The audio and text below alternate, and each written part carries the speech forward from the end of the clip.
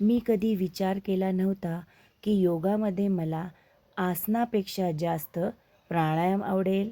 का वयच असं आहे की हायपर ॲक्टिव्हसोबत चुपचाप शांत बसून शांतता मिळवायला लागली आहे.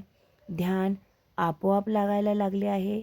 कारण की आता बाहेरच्या दुनियेपासून ब्रेक घ्यायचा आहे आणि आता स्वतःला भेटायचं आहे.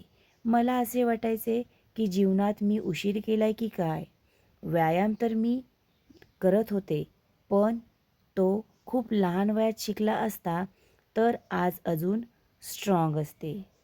पण आपण हे विसरून जातो की खूप काही गोष्टींचे महत्त्व, वेळ आणि जीवनात येणारे अनुभव याच्यासोबतच आपल्याला समज येते.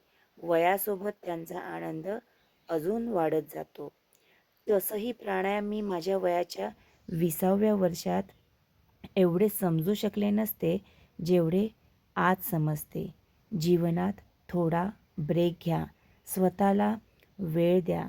आपल्या शरीरात पॉझिटिव्ह ऊर्जा आहे, तिला रोज ॲक्टिव्ह करा. ह्यामुळे तुम्हाला तुमचे डेली टास्क पूर्ण करायला एनर्जी मिळेल.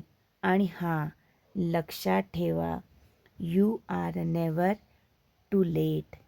राधे राधे.